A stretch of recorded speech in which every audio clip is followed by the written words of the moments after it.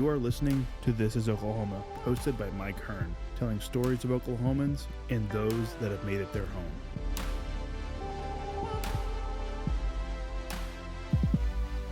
What's going on, guys? Welcome back to another episode of This is Oklahoma. Mike Hearn here, your host, back with another episode. Exciting news. This podcast is presented by the Oklahoma Hall of Fame, who have been telling Oklahoma's story through its people since 1927. Follow them online at oklahomahof.com, and then definitely follow them on Instagram for all the information that you need, because I'm sure that's where you follow us as well, at oklahomahof. Let's get into today's episode. What's up, guys? Welcome back to another episode of This is Oklahoma. Mike Hearn here, your host, back with another episode. I am back at my old university today, sat with a good friend who I first met when he walked into one of my classes. I was thinking about this on the way over here. You walked into Spindle's business class, I think, when like the professionals were coming back to school, and gave her the biggest woo ever, and then also jumped on the desk. And that was... It's back in my younger days. Well, I was going to say, that was, what's it, 2020 now? That was 5-6 years ago? Probably 4 or 5 years ago, something like that. That's nuts. But good friend on the podcast. Since I met you, you've obviously changed careers, which we'll talk about today. But yeah, welcome to the podcast, Mr. Danny Thomason. Well, thank you. Thanks for having me. Well, I have to ask you, what was your first impression when I thought you were nuts. Yeah. And I remember you saying, like, I have to, because Spindle wasn't in the class at that time. I think it was Dr. Larry Mills. Was it? Yeah, Larry Mills was there. I think so, And he was just like, and the comment you made was, I have to woo loud enough for Spindle to hear me down the street. Doors, right. Which is just hilarious. But, I think you came in because it was like a professionals thing to the business building, and you gave us like a story, right? It was story all day. But, and I remember, I know your story because you told us that day of how you came to SNU, and now you're athletic director. Yeah. And I'm sure 5 years ago you never thought you'd be in this position, right? No, not at all. So when I came here, I made a last minute decision. It's really one of those crazy things, kind of one of those God things that at a Nazarene camp, really 2 or 3 weeks before I was to actually go. I was enrolled at Stephen F. Austin University in Nacogdoches, Texas. I already had a roommate. Yeah.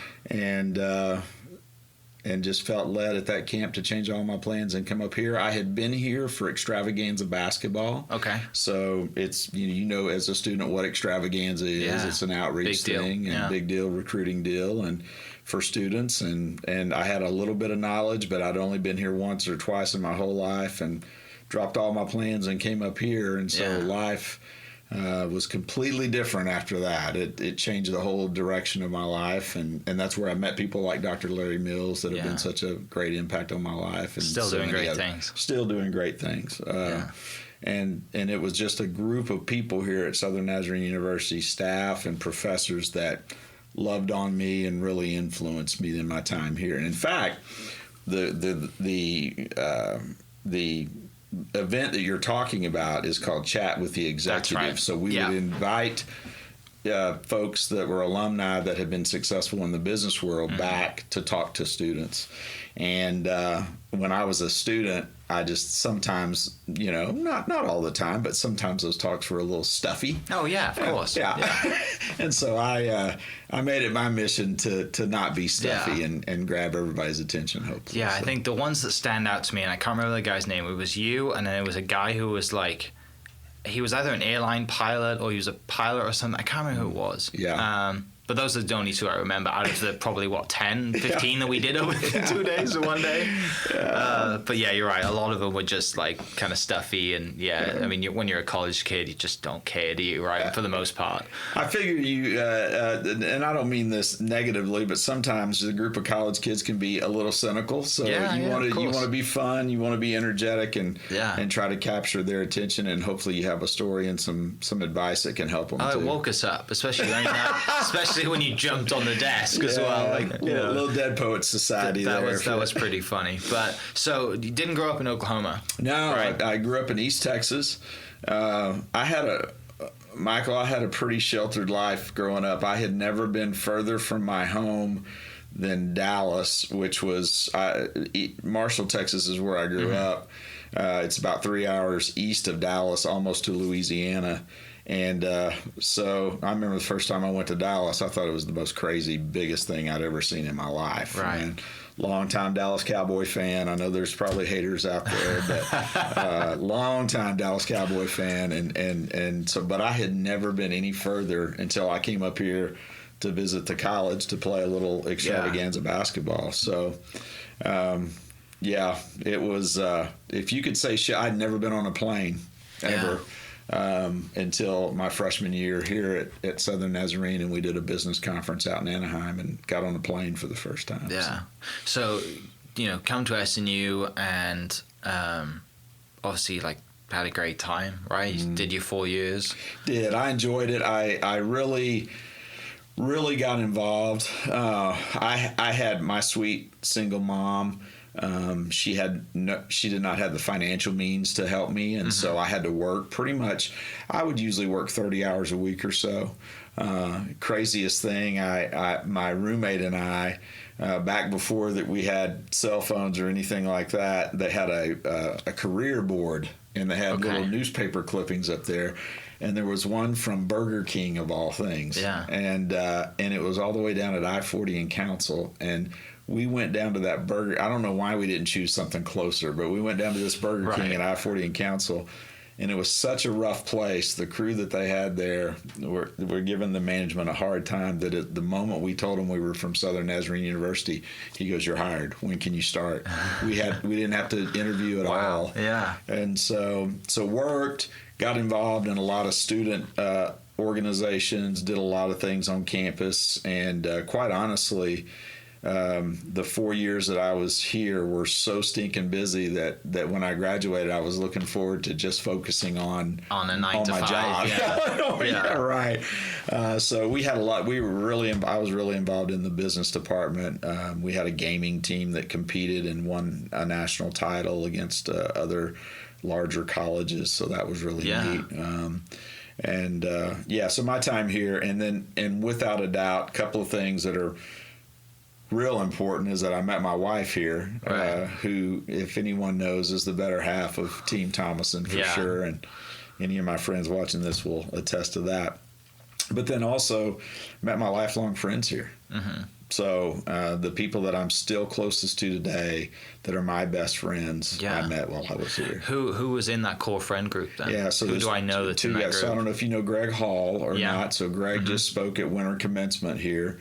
And Greg's, he's had a great business career with Merc and Frito-Lay, Walmart, and he's just one of my dear friends. And then Troy Rhodes, who owns Troy D. Rhodes Architecture here in Oklahoma City and is responsible for several of the beautiful buildings here on campus, and does a lot of things downtown and other places. Those are my two just kind of core best friends out of that. And there's another gentleman, Michael Coleman, who lives in Arkansas, and Michael is he's actually my financial advisor. Okay. So yeah. Nice.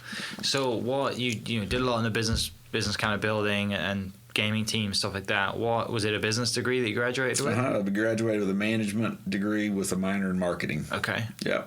And what was, when I want to go out into the world, I want to get a job, are you thinking, was Deanne from here, grew up here? She was from Broken Arrow. Okay. And so, we knew we were probably going to settle down in this area because her family was close. My family was further away, but not too far. Sure. So another interesting thing that we started in my time here was a mock interview program. Right. So what we did was we asked alumni to come back, and they would videotape. It was hilarious because this nice little camera that we have here today, they had this huge VHS thing in the background, this big camera with the tape stuck in the side of it, and they would video us interviewing with successful alumni to practice for the real thing. Sure. And then of course you could watch the video. You could watch the video later, and if you were twitching or picking your whatever nose or twitching or whatever, you can, get some pointers. Well, I was interviewing with the lady from the Federal Reserve Bank.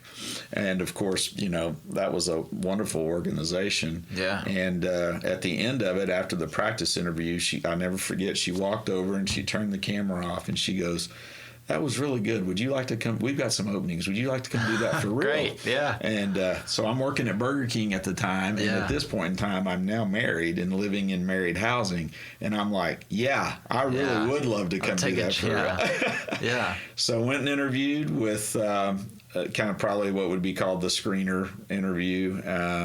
That went well. Got invited back to a second interview and then got invited back to a third panel interview with the vice president on there, and like 2 days later had a job offer with the Federal Reserve Bank. Where was that bank? Right downtown at 3rd and Harvey. Okay. And the cash department and a group of, or not cash department, but a group of the Federal Reserve Bank auditors still office out of that building, even though the Oklahoma City location has been shut down, and now they downsized across the nation several years ago. Okay. So don't have that location down there anymore, but the auditors still rent the building that's there. And you get to go to work downtown every day, which I'm sure for like a graduating senior is like the coolest thing ever. It was cool, I will tell you. The downtown wasn't nearly as cool in '93 as it is today. Yeah. But it was fun to drive downtown in your business suit. Right. And I remember that first summer.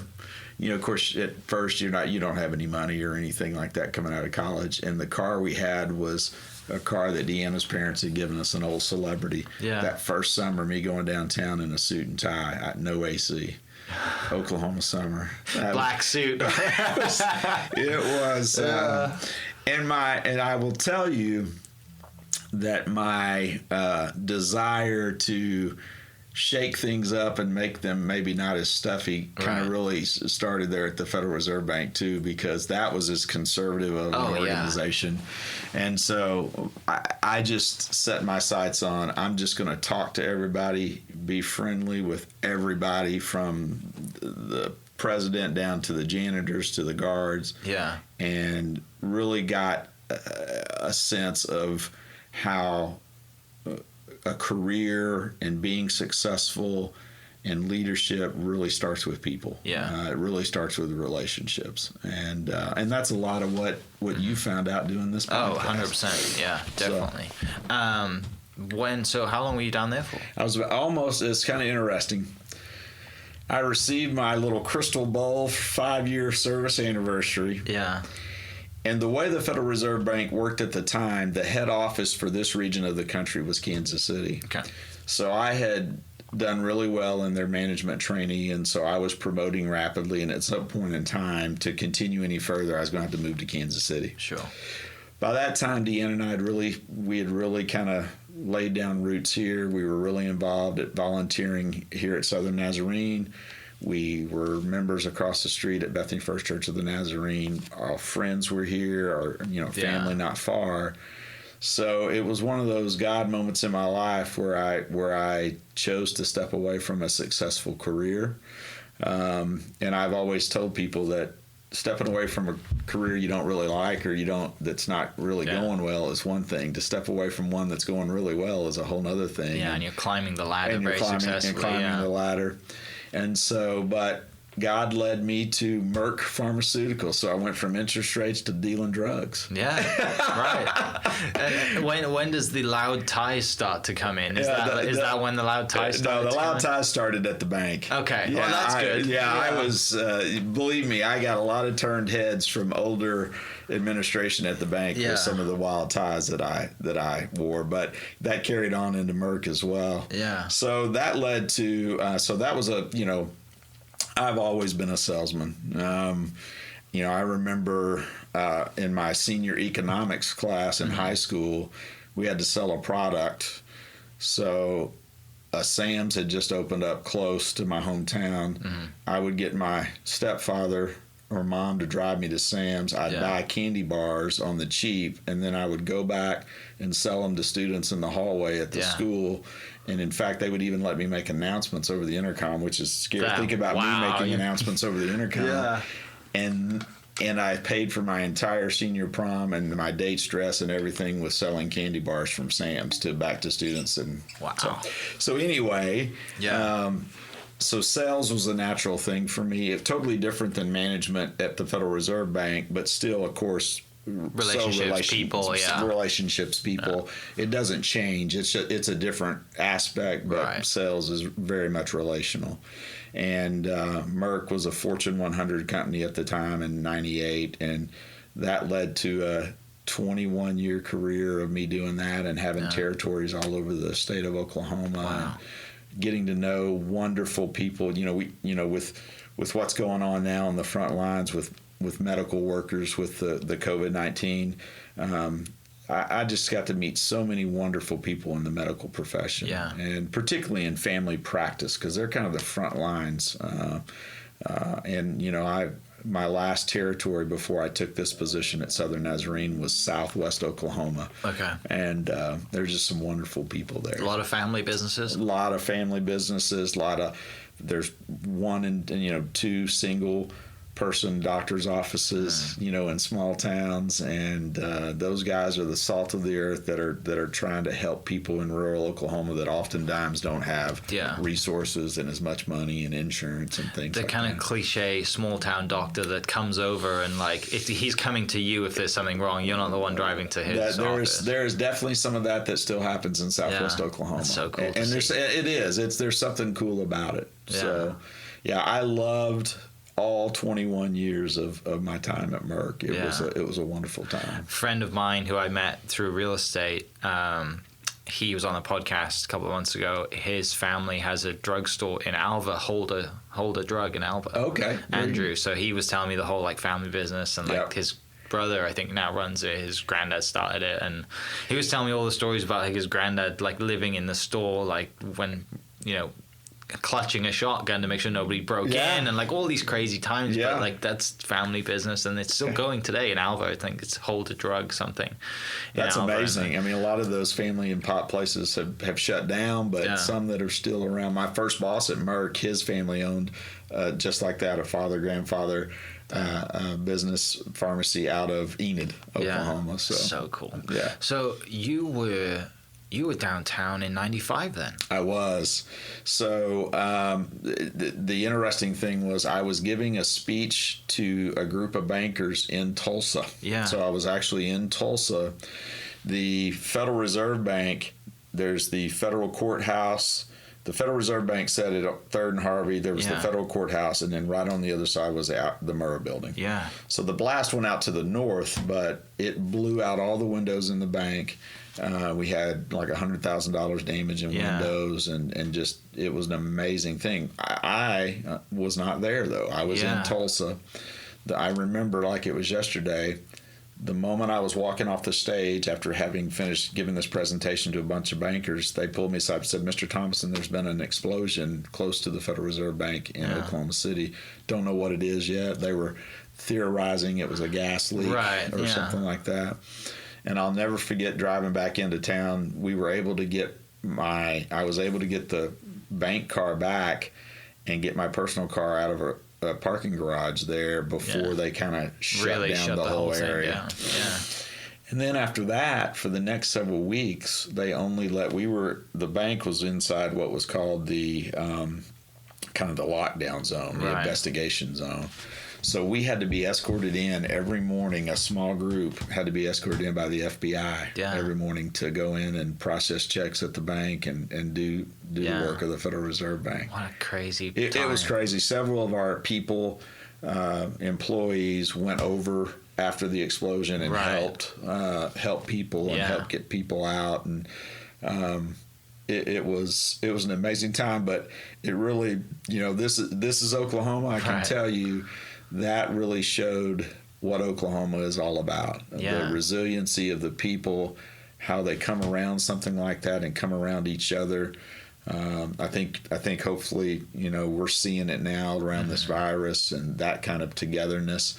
But really, there's a lot of people that point to 1995 and that April 19th, that bomb going off is kind of the rebirth and resurgence of Oklahoma City downtown, because that's really when things started happening, and maps came on the scene, and now look at downtown. And now look at it, right? Now we're at, and that's something that, I had, and Nick Chafee, had Nick on the podcast a couple of weeks ago to kind of give his mum's testimony and talk about his experience. Yeah. And that's one thing that he's like, I'm kind of, the things that have come from that day. Yeah. Like we wouldn't be where we are now. And then had Amy Downs on the podcast a couple of weeks ago too, and she survived. She was a bank teller at the bank and survived the bombing, and now she's CEO of that bank, which renamed to Allegiance, and just all these things. Like that's where I do business, by the way. Okay, so you probably know Amy. I was a member. Yeah, and so I would go in there 2 or 3 times a week and knew half those people, and unfortunately there were several that lost their lives out of the. But it was amazing, an amazing time. Yeah. My first date with Deanna. So this is so Bricktown basically had, when we were in school, it had a spaghetti warehouse, maybe 1 or 2 other things, and a bunch of dilapidated, abandoned buildings. Right. And our first date was at Spaghetti Warehouse. And so I've got a frame of reference. And now, when you go back down there and you see everything all that has this, come out and sprung up out of it, it's just amazing. Amazing. Yeah. Unbelievable.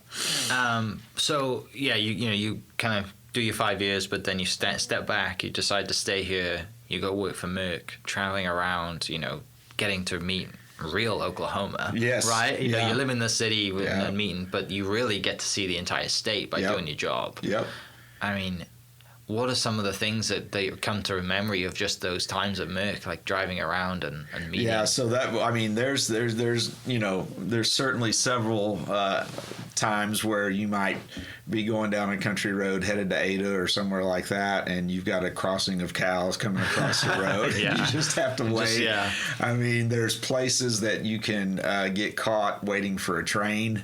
You're in a hurry to try to get to an appointment, and the next thing you know, you're stuck where a train's going by. When you get down in Southwest, that's where a lot of the cotton is down there, and it literally during certain times of the year looks like it's snowing because there's cotton just flowing all over the place, and those huge machines that harvest it and stuff sometimes will be driving right down the middle of the road, and you may have to get over on the edge to get around. Right. And then there's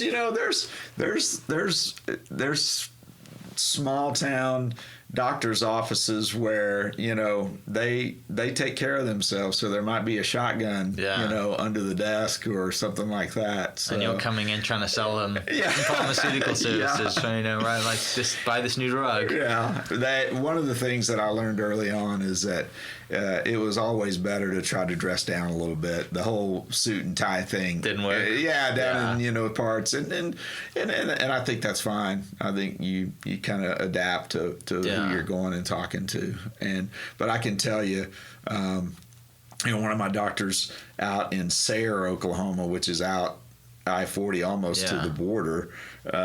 He was the mayor at one time of Sayre, Oklahoma, and he was also the town doc.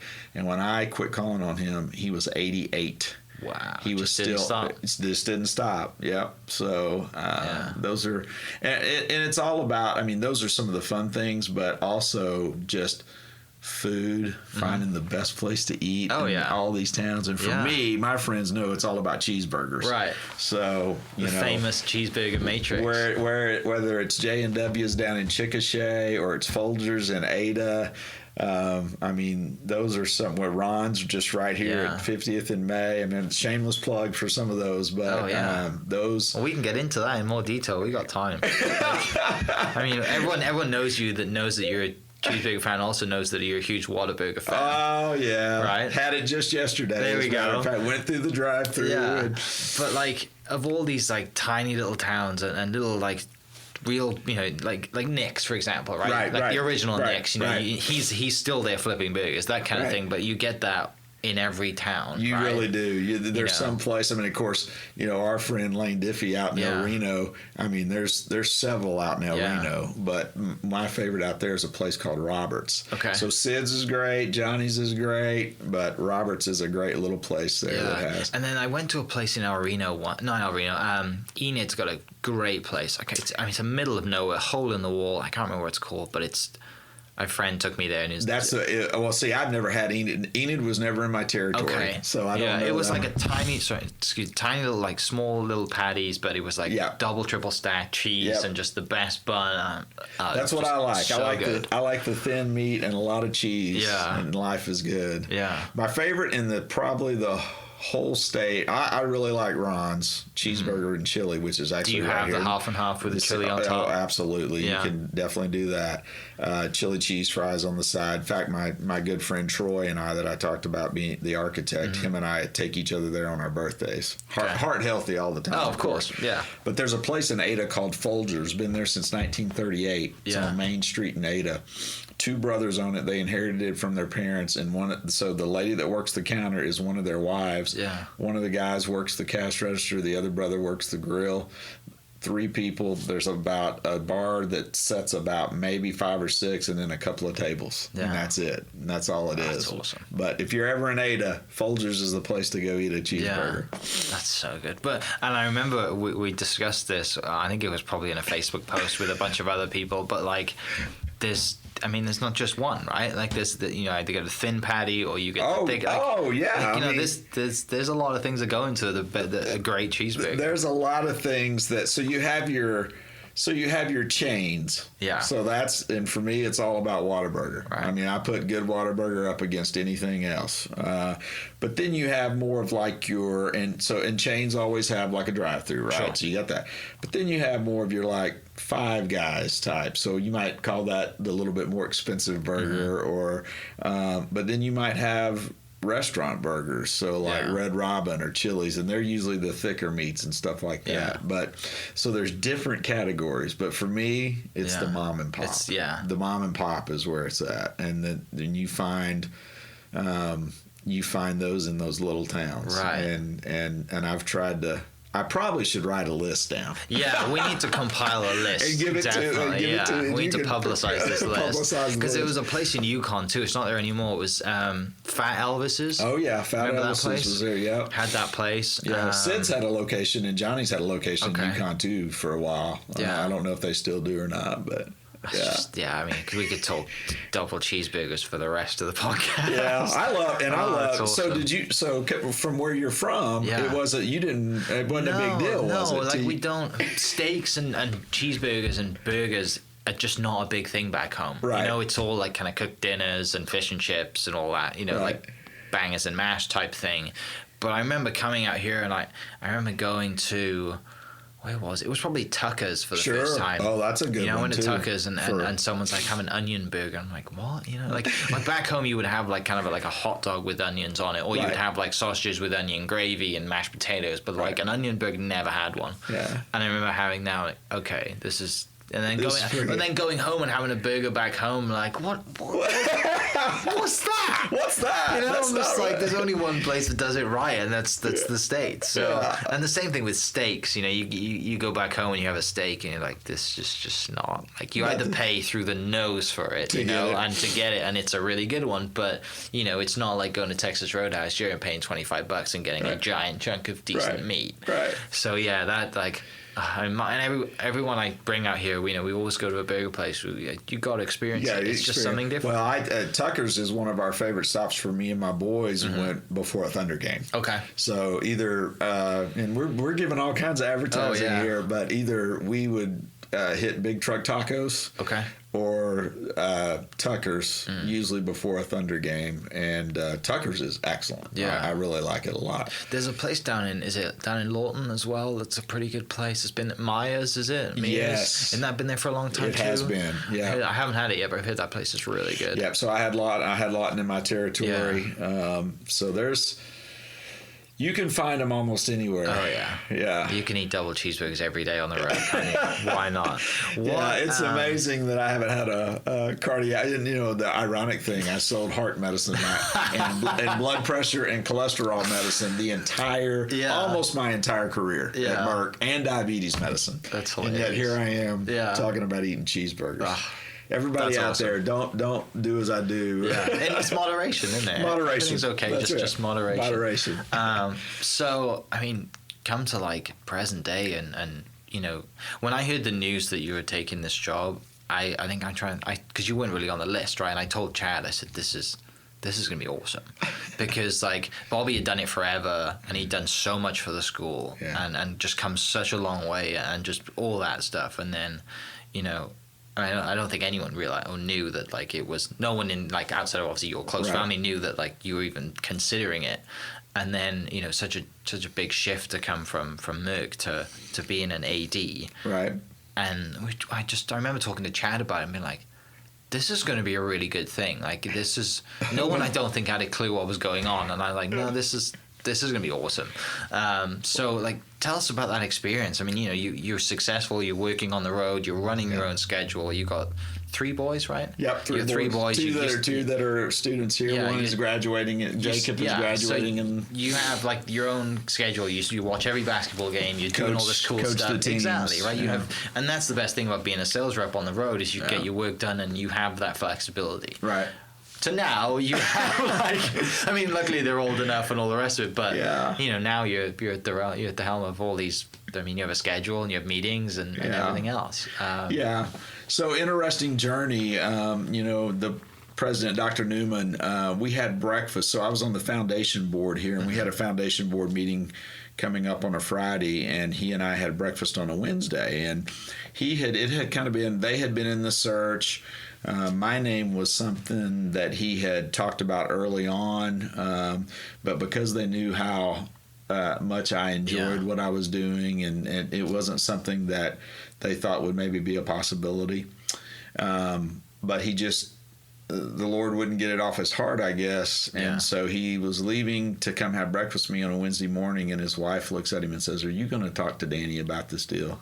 And he goes, "I don't know. We'll just see how it goes." So we're having breakfast at the Stray Dog across the street, by the way. Not a bad place to get a burger. Yeah, to get breakfast or a burger.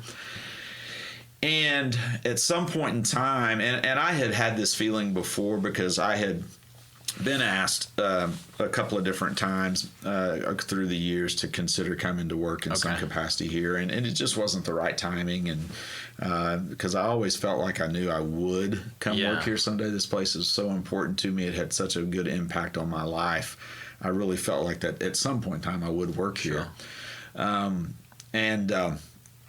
He hits the question, "So tell me how work's going." Just kind of throws that blanket question out. And I've told my boss that was the time at Merc and the vice president at Merc, I said, if you would have been videoing me there when he threw that question out, because I told him the truth, it would have been a public service announcement for Merc Pharmaceutical, because I, at the time, was at the best place I'd ever been. I'm 21 years in. I've got an unbelievable territory in Southwest Oklahoma with people I love. I had a wonderful boss, making more money than I'd ever made. You know, just all of the things that go into it, had great products. And so it was just like an overload. Yeah, you're not selling at that point. You're hanging out with people that you've made a relationship with for the past 21 years, and you're just saying, "Hey, how can I help today?" That's exactly right. And you're trying to be a resource for them, and they trust you. Yeah. And you talk, and here's the other thing, Mike. It was my mission field. Like I prided myself on being somebody that when they walked into the office, it was positive. People wanted to see me. Pray with people. I mean, everything. And so it was awesome. And I gave it to him. And he kind of sits back and goes, "Well, that's really nice." And he doesn't say anything about it. So he said he went home that day, and his wife, Carolyn, who's an awesome lady, said, "So, what did you see?" He goes, "He's in a really good spot. I just don't know." Well, the next day we leave for this foundation board meeting down in Dallas, and we're actually getting ready to play a round of golf. That rascal comes over to me, and he had, prayed about it for another 2 days. And right before we're getting ready to tee off, where Dr. John Williams, who's cardiologist in town, him and I are going to take on the president and another alum in a friendly game. Sure. And we don't wager here at Southern Nazarene, but the loser was going to have to sing the alma mater to the entire group at dinner that night. That's a big enough That's a big enough, right. So right before we're ready to tee off, it's just Dr. Newman and I. Everybody else is at the range hitting balls, and he goes, "Well, let me ask you something. What would you think about being the next athletic director at SNU?" And I looked at him like, "You have lost your mind." Yeah. I said, this is true. I said, you are just trying to mess with me. You're just Right, trying it's to a get tactic. my mind off this whooping I'm getting ready to give you out here on the golf course. And he looked at me and said, Danny, he goes, here's one thing I know, is that God has a plan for everyone's life, and so does everybody else. Everybody in your life is going to have a plan for your life. Yeah. And I just ask you if you'd be willing to pray about it. You and Deanna would be willing to pray about it and see if it's God's plan and not Dr. Keith Newman's plan. Sure. And he turned around and walked away. Yeah. And left me there by myself to stew in that. Unbelievable. Well, Who won that game? we did. Okay, good. On the 18th. Yeah. Nice. On the 18th, they doubled down. We actually closed Yeah. them out on the 16th, and of course they pressed. Of course they pressed, yeah. And Dr. Williams hit like a 4-footer on the 18th Nice. hole. And so Dr. Newman and another alumni had to sing the alma mater in front of everybody Beautiful. at dinner that Yeah. night. So it was great. It was really good. So that led to a lot of soul searching over the next about 12, 13, 14 days. Yeah. Because the boys are at school this time, right? Boys Jacob's at school. here. Jacob, Ethan's here. Yeah. My wife already worked here. And it was going to be a big change for a lot of reasons. Now, Sure. I had no idea how big of a change it was going to Yeah. be. But it was going to be a really, really big change for a lot of different reasons.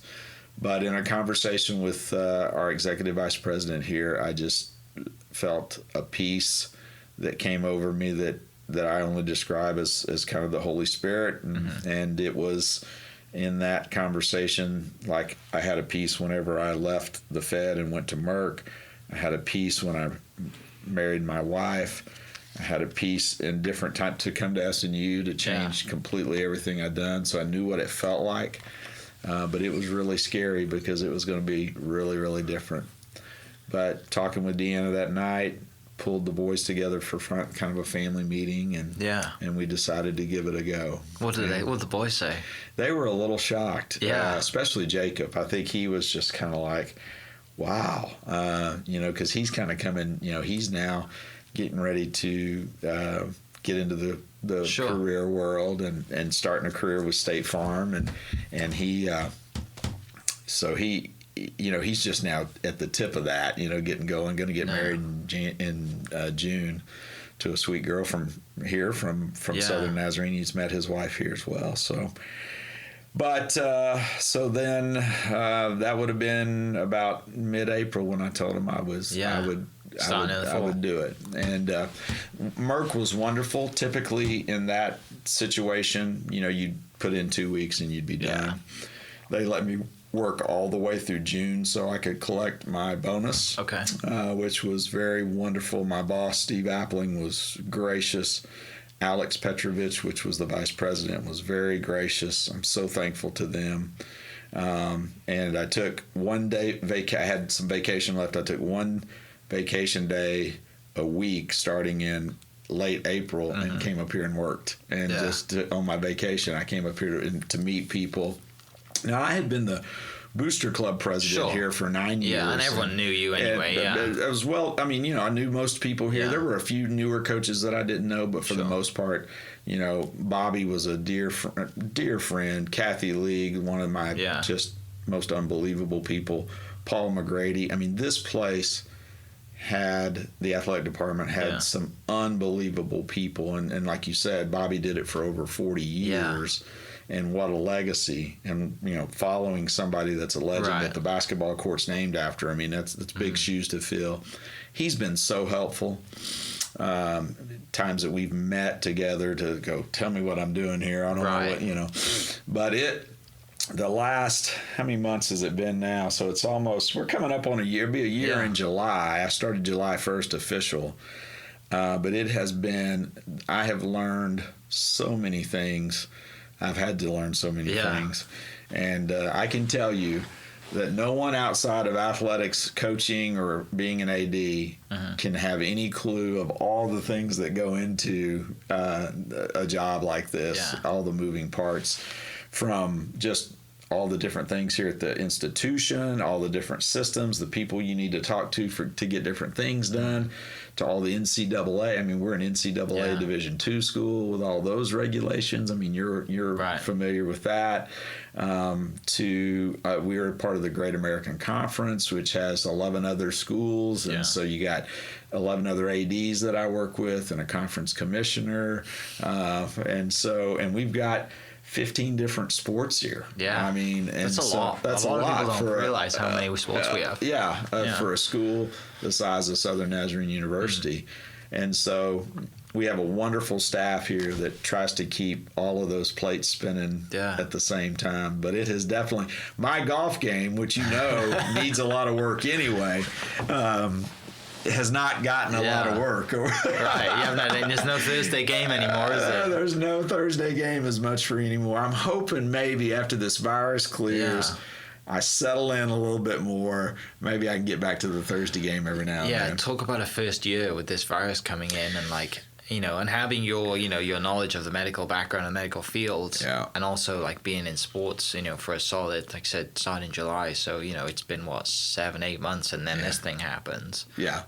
And school's cancelled, and seniors can't fit in. It's nuts. It's unprecedented. Yeah. I mean, that word gets thrown around a lot. It really is unprecedented that even my fellow ADs who are in the Great American Conference, who are just a great group of people, they've never experienced anything like this. There's no handbook in any industry, much less in how it's impacted sports. Yeah. I mean, our men's basketball team they were on fire. They were on fire. Yeah. They were the number 2 ranked team in the Central Region, headed to Northwest Missouri State for the first round of the NCAA Division II tournament. Yeah, one conference again, and were the number 2 highest rank we'd ever had. And I had to call them halfway there and say, turn around and come home. It's been canceled. They were halfway there on the bus. Yeah. And I'll never forget waiting out here at Sawyer Center and those guys getting off the bus and just the looks on their face. And it was over. Yeah. Just like that. And our softball team was off to one of the most successful start they had ever been off to in the spring.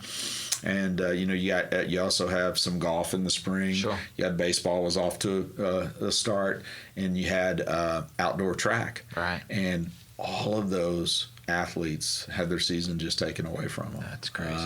And so now the good thing is the NCAA's made some good decisions. Sure. They've extended eligibility for those folks. They can come back again this next year, and if they choose to. Yeah. But some are, some are planned. Some are getting married, and they've got lives ready to go. Lives are going on, and they'll never get that senior year back. So it's been and then just trying to figure out what the new normal is going to look like. That's kind of the process we're in right now, is waiting to hear what our schedule is going to look like. When are we going to start seasons? How is it going to be done? Are we going to play with fans or not with fans? Or, those kind of things. Those decisions haven't been fully made because everybody's just trying to wait and see. Day by day. I mean, and something changes every day. Mm-hmm. Yeah. So it's been great. It's been a great year for you, right? So throw you in the deep end. So just 2 days ago, get this. Yeah. So just 2 days ago, unfortunately, our equestrian center got broken into. Okay. And they knocked down a back fence that we didn't know that they had knocked down. Mm-hmm. Well, I get a call at lunch, and it's from my baseball coach, and he's like, Deanie, our softball coach just drove by the complex, and there's horses out on our field, on the baseball field. And I go, what? Yeah. He goes, yeah, apparently they're out eating the grass. Well, we didn't know that this fence between equestrian, because it connects our baseball complex. So my AD's work is never done, I guess. So we rounded up some folks. Glenn Holcomb, who's in charge of security here. We got out there Terry Weber, who's our co-head softball coach, and several other guys. We get out there, and there's 15 horses roaming around the complex. Enjoying some of the best grass they've ever had, and putting down some extra fertilizer on the baseball field, too. So I got a really neat shot of us shooing them across the baseball field, the scoreboard in the background, and I tweeted out to Joe Castiglione, and I said, I bet you're not having to get 15 horses off your baseball field today. And so that got a lot of, but we finally got him back in, got the fence up. But yeah, so when you have so many different moving parts, every day can be different. And that, you know what, that's actually pretty fun. Yeah, definitely. mean, I might come in with an agenda of, okay, I need to get X, Y, Z done today. Right.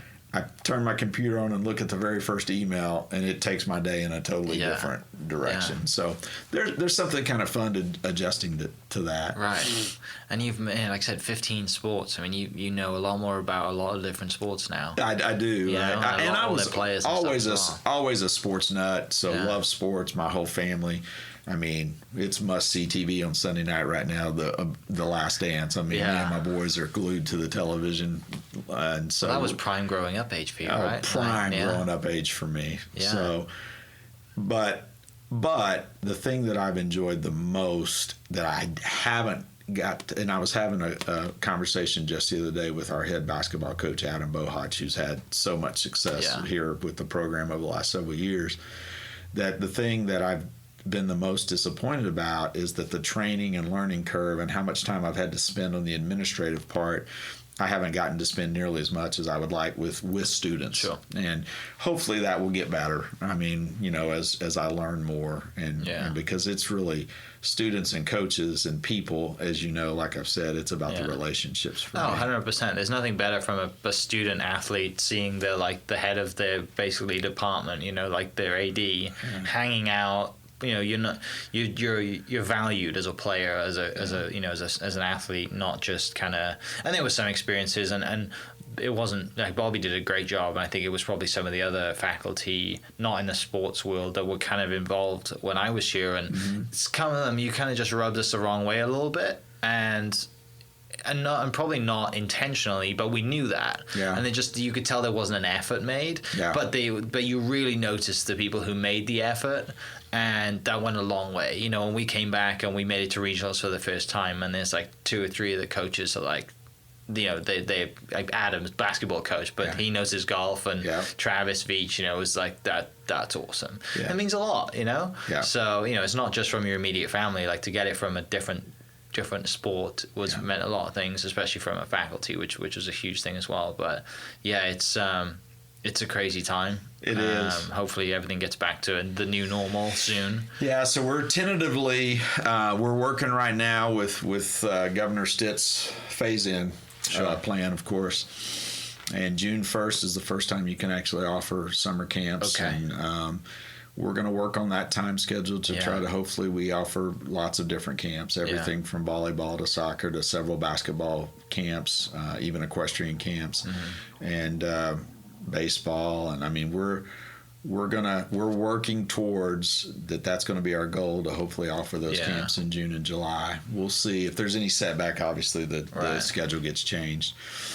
I'll have some meetings next week and some conversations. We'll kind of start to finalize here in mid to late May about what the seasons are going to look like for the teams across the country. And a lot of that, and when you're part of the NCAA, a lot of that gets handed down to you. I mean, you have input, but the ultimate decision will be made by the NCAA about what that might look like. Yeah. I saw, I just remember this, I saw recently that NCAA has finally said that players can receive compensation. Yeah, so the name, image, and likeness, the name, image, and likeness legislation. So it's still kind of there's some things that have come out just this week. Yeah. So how that's going to be completely defined, I got to be honest with you, I'm amazed. Right. And I mean, on the smaller scale at SNU and like smaller D2s, like they're probably not going to make a difference. Not as much. But when you go to OU and OSU and you're like, some of these players could be making significant money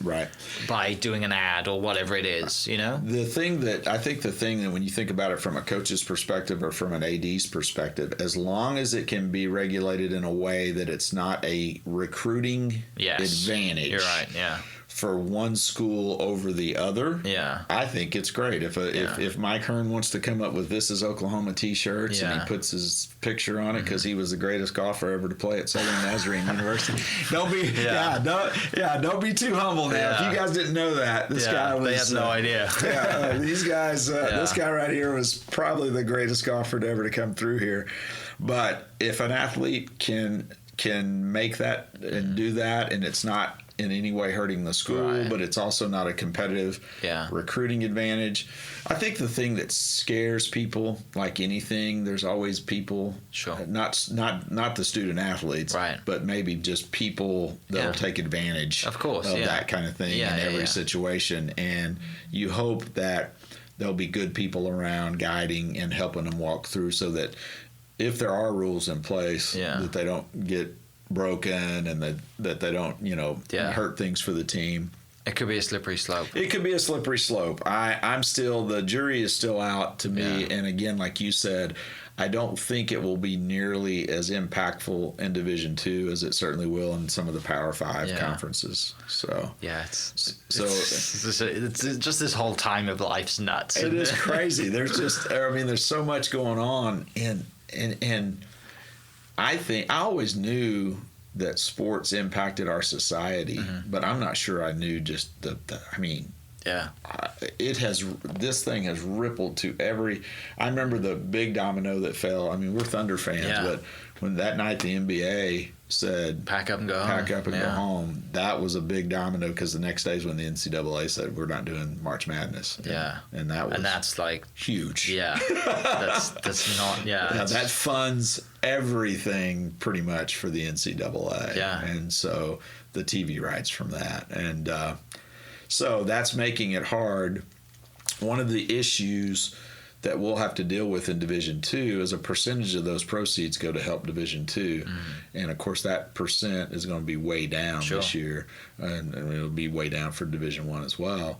But Division II schools all over the country, we're trying to decide what are we going to do to be able to save costs, because we feel like there's going to be impacts in enrollment at schools because of this. We hope it's not too much, but lots of scenario planning going on all over the country right now. Busy time. And normally, what's funny is you kind of be normally winding down at this time, getting ready for graduation, which my son will graduate virtually next week.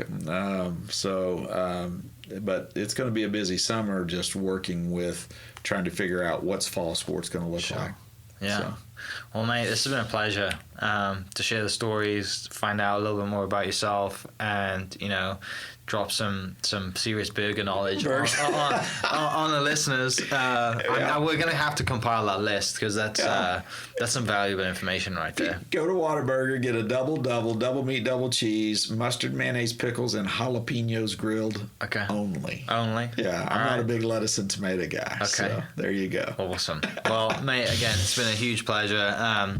Wish you all the success for being SNU AD for a very, very long time, and then getting through this crazy time. I know you got great support staff, and the NCAA is doing the best job it can. So really appreciate your time coming in on Saturday to record this, and we'll catch you next episode. Thanks, guys. Thanks, Mike. This podcast was presented by the Oklahoma Hall of Fame, who've been telling Oklahoma's story through its people since 1927. Follow them online at oklahomahof.com, and definitely on Instagram at oklahomahof. Catch you next episode. Cheers. Thank you for listening. We are inspired by those around us and hope that you are too. Make sure you subscribe to this podcast on your favorite podcast platform and leave us a review so we can keep telling your stories. For more great Oklahoma content, follow This is Oklahoma on Facebook and Instagram.